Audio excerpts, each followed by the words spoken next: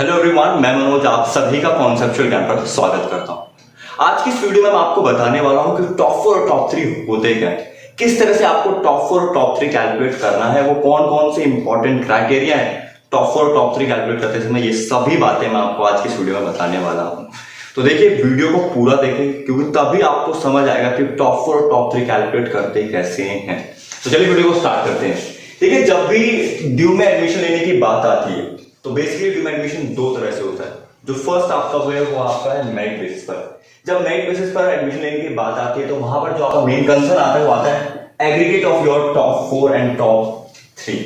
अगर मैं बात बोलूं टॉप 4, बेसिकली जो टॉप 3 है वो है साइंस स्टूडेंट्स के लिए।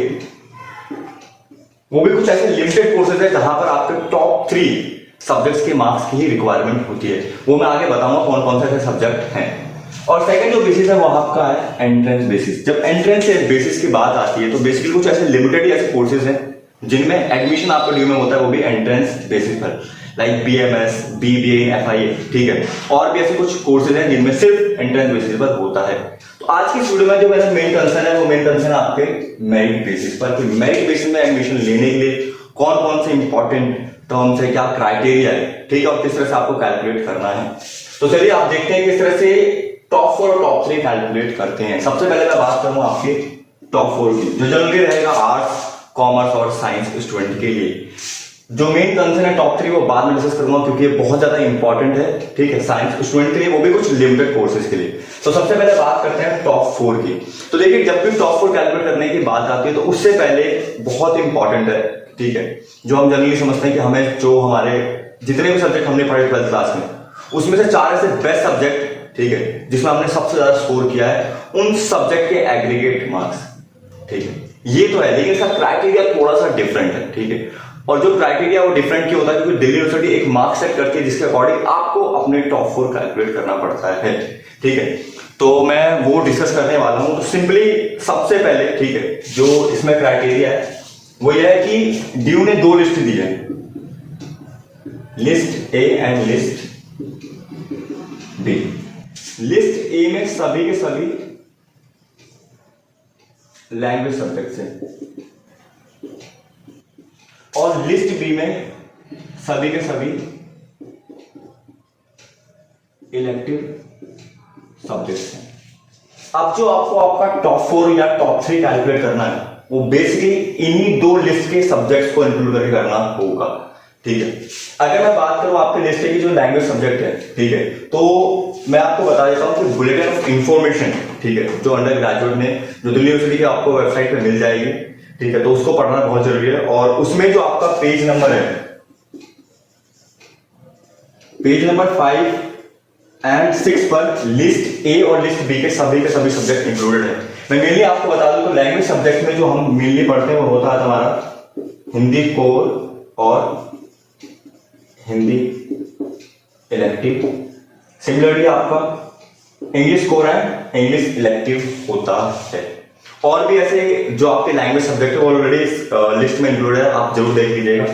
सेकंड जो आपके लिस्ट में जो आपके इलेक्टिव सब्जेक्ट्स का है, ठीक है, जो आपके मेन सब्जेक्ट्स रहे, चाहे वो आर्ट्स का स्टूडेंट हो, कॉमर्स का स्टूडेंट हो या फिर साइंस का स्टूडेंट हो, वो सभी सब्जेक्ट बेसिकली इसमें मेंशन है, ठीक है।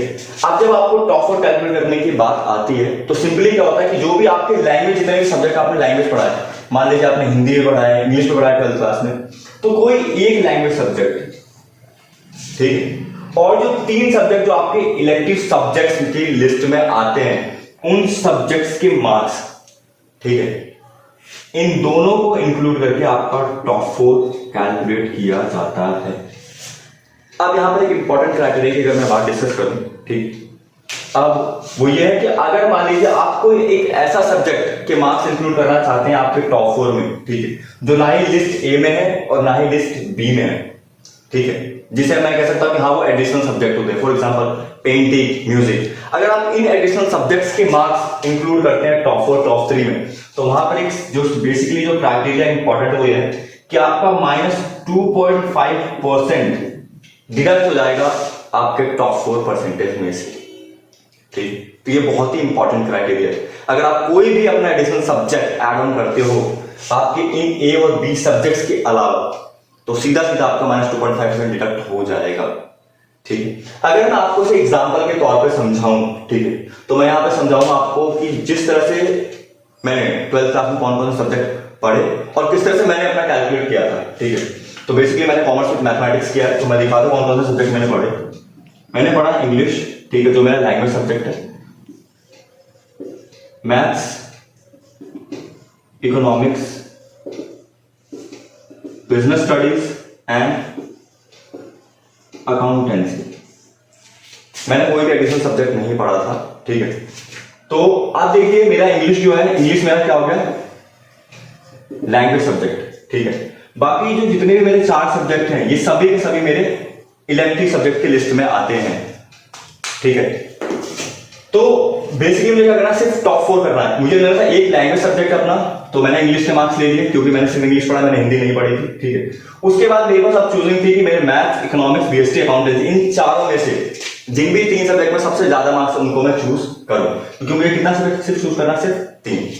तो मैंने मैथ्स, इकोनॉमिक्स और बीएसटी तीनों के मार्क्स चूज कर लिए। तो इस तरह से मेरा 1 + 3 कितना हो गया, 4। इन 4 सब्जेक्ट के बेसिस पर मेरा टॉप 4 का परसेंटेज बन। सिंपल यही क्राइटेरिया है आपका आर्ट्स स्टूडेंट्स के लिए, कॉमर्स स्टूडेंट्स के लिए और साइंस स्टूडेंट्स के लिए। ठीक, जो भी आपको टॉप 4 कैलकुलेट करना है वो इसी बेसिस पर आपको कैलकुलेट करना है यार। ठीक है, अब मैं बात कर लेता हूं क्यों इसकी रेलेवेंस या इंपॉर्टेंट है। ठीक, मेरे कई ऐसे फ्रेंड थे जिनका टॉप 4 बन रहा था मोर देन 90%, बट उनको सही से कैलकुलेट करने आया नहीं और उन्होंने गलती से कैलकुलेट कर दिया। किसी का 80%, किसी का 85%, और इसका बहुत ज्यादा इंपैक्ट पड़ता है आपके एडमिशन से लेकर। क्यों? क्योंकि डीओ की कट ऑफ बहुत ज्यादा हाई जाती है, बहुत बच्चे हैं। ठीक है, और 1-2% से भी आपका कॉलेज आपको नहीं मिल सकता। तो ये बहुत ही इंपॉर्टेंट है कि आपको टॉप 4 कैलकुलेट करना आए, वो भी सही तरीके से। ठीक है, अब बात कर लेते हैं हम साइंस स्टूडेंट्स की। ठीक है, क्योंकि जो टॉप 3 है वो उसका क्राइटेरिया क्या है, तो मैं मेनली बोलूंगा कि जो ड्यू का जो बुलेटिन ऑफ इंफॉर्मेशन का पेज नंबर 90 है, ठीक है, आप उसे जरूर खोलें, क्योंकि उसमें मेनली वो सब्जेक्ट्स की लिस्ट दे रखी है जिसके लिए आपको टॉप 3 चाहिए। ठीक है, तो एक मिनट मैं खोल लेता हूं उसे। देखिए पेज नंबर 90 पे क्लियरली समझा रखा है पीसीबी और जो पीसीएम स्टूडेंट्स हैं। ठीक है, जो टॉप 3, जो आपका टॉप 3 सब्जेक्ट्स जो उसमें आएगा, चाहे फिजिक्स, केमिस्ट्री, मैथमेटिक्स। ठीक है, सिर्फ आप इन्हीं तीनों के, या फिजिक्स, केमिस्ट्री, बायोलॉजी। ठीक है, इन 3 सब्जेक्ट्स के मार्क्स जो टॉप 3 कहलाएंगे, उसमें जो एडमिशन आप किसी भी पर्टिकुलर सब्जेक्ट में लेना चाहते हैं कोर्स में, ठीक है, वो कौन कौन से कोर्सेज हैं उसमें देखा, बीएससी ऑनर्स अगर आप केमिस्ट्री ऑनर्स करना चाहते हैं, या फिजिक्स ऑनर्स, या पॉलीमर साइंस। ठीक है, और भी सारे के सारे कोर्सेज यहाँ पे क्लियरली मेंशन हैं। अगर आप इन कोर्सेज में एडमिशन लेना चाहते हैं तो आपको टॉप 3 सब्जेक्ट्स की रिक्वायरमेंट होगी। ठीक है, और यहाँ पे क्लियरली ये भी मेंशन है कि टॉप 4 सब्जेक्ट्स की किस किस की रिक्वायरमेंट। अगर टॉप 4 में अपना इंग्लिश, जो मैंने आपको समझा दिया ऑलरेडी, अगर आप उसको कैलकुलेट करते हैं, अगर उसको लेते हैं तो। ठीक, तो इस वीडियो में मैंने आपको समझाया किस तरह से आपको टॉप 4 और टॉप 3 कैलकुलेट करना है। और इंपॉर्टेंट क्राइटेरिया याद रहे कि जब भी आप अपने एडिशनल सब्जेक्ट के मार्क्स को लेते हो तो आपका -2.5% डिडक्ट हो जाएगा। ठीक, मुझे पता है इस साल बहुत ज्यादा डिले आ रही है due to covid situation, but still due में जो भी एडमिशंस होंगे, कोई ना कोई सॉल्यूशन ड्यू का एडमिशन जरूर निकालेगा। बस आपको एक पॉजिटिव होप रखनी है। ठीक है, और all the very best for due admissions. Thank you so much.